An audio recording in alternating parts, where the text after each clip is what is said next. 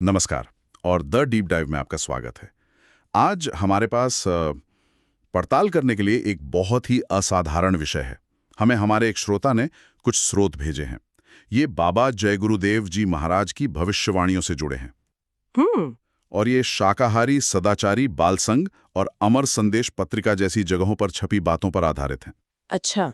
और इनमें जो दावे किए गए हैं वे सचमुच चौंकाने वाले हैं।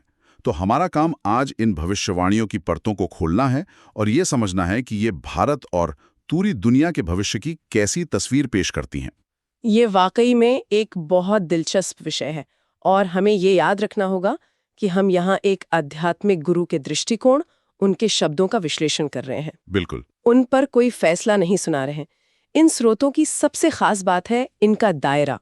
मतलब ये सिर्फ कुछ राजनीतिक भविष्यवाणियां नहीं है, नहीं। बल्कि ये सामाजिक, भौगोलिक, प्राकृतिक और यहाँ तक कि ब्रह्मांडीय स्तर पर होने वाले बदलावों का एक पूरा खाका पेश करती हैं। एक पूरा नक्शा ही है जैसे। हाँ, एक तरह से ये दुनिया के अंत और एक नए युग की शुरुआत की पूरी कहानी है। बिल्कुल।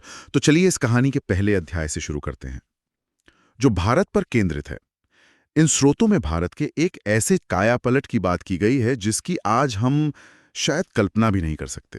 हम्म। सबसे पहली बात जो ध्यान खींचती है वो है राजधानी का बदलना। दिल्ली का? हाँ, कहा गया है कि दिल्ली अब राजधानी नहीं रहेगी। और उसकी जगह उससे 500 किलोमीटर दूर एक नई आध्यात्मिक राजधानी बनाई जाएगी। आध्यात्मिक राजधानी? हाँ, और ये सिर्फ एक प्रशासनिक बदलाव नहीं है। नहीं, ये एक संकेत है। बिल्कुल, ये एक संकेत है कि भविष्य का भारत राजनीति से ज्यादा आध्यात्मिकता पर केंद्रित होगा। लेकिन इससे भी बड़ा और शायद सबसे विवादास्पद दावा हाँ। वो भारत की सीमाओं को लेकर है। हाँ, उस पर आते हैं।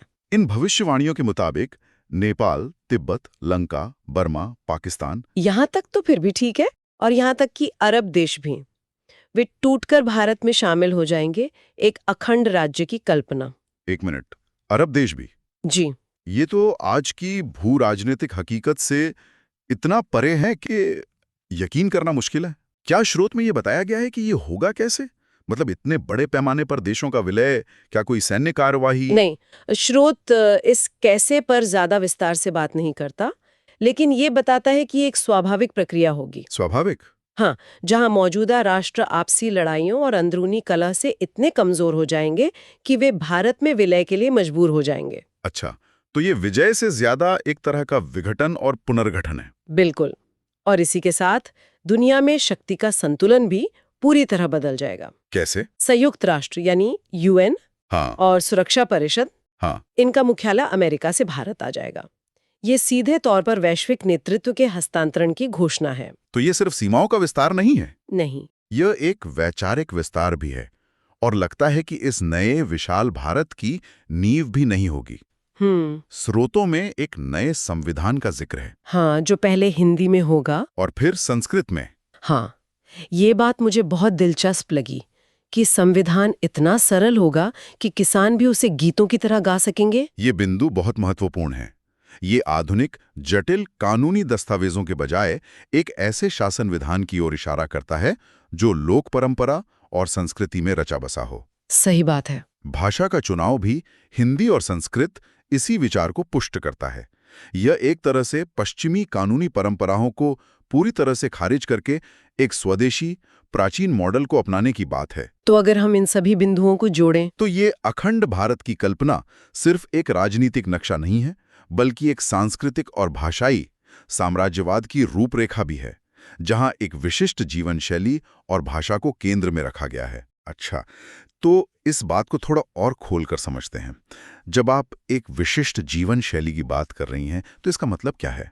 क्योंकि सामाजिक और कानूनी बदलावों को लेकर जो बातें कही गई हैं, वो बहुत ही सख्त हैं। हाँ, बहुत। मिसाल के तौर पर गाय काटने पर 20 साल की सजा और बकरी काटने पे हाथ पांव काट देने की बात कही गई है। यहाँ रुककर ये सोचना जरूरी है, ये सिर्फ शाकाहार को बढ़ावा देने की बात नहीं है। नहीं, ये तो मध्ययुगीन दंड विधान जैसा लगता है। बिल्कुल। आधुनिक न्याय प्रणाली सुधार पर केंद्रित होती है, प्रतिशोध पर नहीं।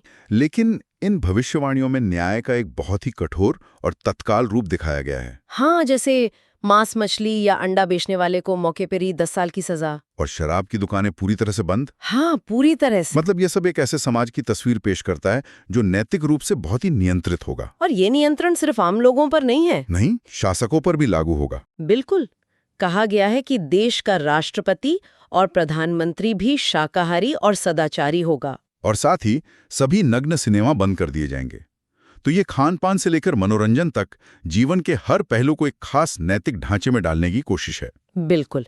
ये एक तरह का मॉरल स्टेट या नैतिक राज्य बनाने का विचार है, जहां कानून का उद्देश्य सिर्फ अपराध रोकना नहीं, बल्कि नागरिकों के चरित्र का निर्माण करना भी है। तो आज के उदारवादी लोकतंत्रों के विचार से बिल्कुल अलग है। बहुत अलग, जहां व्यक्ति की निजी पसंद और स्वतंत्रता को महत्व दिया जाता है। तो भारत में तो एक पूरी तरह से कायापलट की बात है, लेकिन क्या ये बदलाव सिर्फ भारत तक ही सीमित रहेगा? नहीं, या इसका असर पूरी दुनिया पर भी पड़ेगा? इन भविष्यवाणियों के मुताबिक दुनिया का नक्शा भी बदलने वाला है। हाँ, और वैश्विक स्तर पर जो उथल-पुथल बताई गई है वो भारत में होने वाले बदलाव से भी ज्यादा नाटकीय है। अच्छा, यहाँ एक स्पष्ट पैटर्न है, मौजूदा महाशक्तियों का पतन। स्रोत के अनुसार अमेरिका एक बहुत गरीब देश बन जाएगा। गरीब देश? हाँ, और उसके कई शहर तबाह हो जाएंगे। और सिर्फ आर्थिक पतन नहीं, बल्कि चीन के साथ एक विनाशकारी युद्ध का भी जिक्र है, जिसमें चीन पूरी तरह नष्ट हो जाएगा। लेकिन जो बात मुझे हैरान कर गई वो ये है कि इस विनाश के बाद भारत बचे हुए चीनी लोगों की मदद करेगा। हाँ, ये एक बहुत दिलचस्प बिंदु है।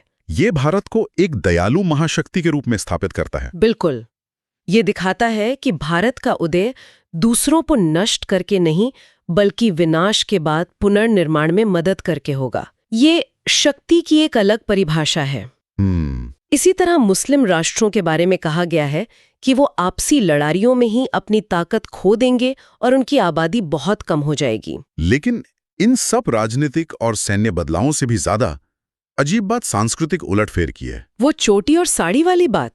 हाँ, एक भविष्यवाणी ये है कि एक समय आएगा जब अमेरिका और इंग्लैंड के लोग हिंदुओं की तरह चोटी रखेंगे और भारतीय महिलाओं की तरह साड़ियां पहनेंगे, और भारत की गलियों में हरे राम हरे कृष्ण का कीर्तन करते हुए मिलेंगे। ये आज की दुनिया के सॉफ्ट पावर के बहाव को पूरी तरह से उलटने जैसा है। बिल्कुल। आमतौर पर हम पश्चिमी संस्कृति का प्रभाव पूरी दुनिया पर देखते हैं, लेकिन ये स्रोत इसका ठीक उल्टा दावा कर रहा है। तो ये सिर्फ राजनीतिक या आर्थिक प्रभुत्व नहीं है? नहीं, ये एक पूर्ण सांस्कृतिक विजय की भविष्यवाणी है।